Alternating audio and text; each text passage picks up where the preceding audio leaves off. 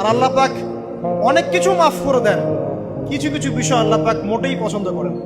তার মধ্যে একটা হচ্ছে অহংকার, তার মধ্যে একটা হচ্ছে শিরক, তার মধ্যে একটা হচ্ছে অন্যের হক নষ্ট করা, তার মধ্যে একটা হচ্ছে আদম সন্তানকে হত্যা করা, তার মধ্যে একটা হচ্ছে বৃদ্ধ বয়সে ব্যভিচার করা, তার মধ্যে একটা হচ্ছে মুরতাদ হয়ে যাওয়া। ওই যে খ্রিস্টান হয়ে যাচ্ছেন না, খালি মরেন তারপর বুঝবেন, খালি মালাকুল মউত আসুক তারপর বুঝবেন।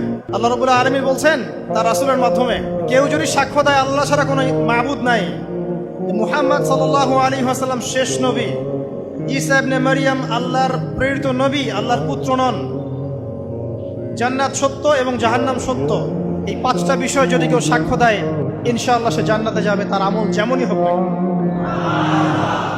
টাকার বিনিময়ে, চাকরির বিনিময়ে, সমাজ সেবার নামে আর চিকিৎসার নামে ঈমান বিক্রি করে ফেললেন, সুবহানাল্লাহ সুবহানাল্লাহ।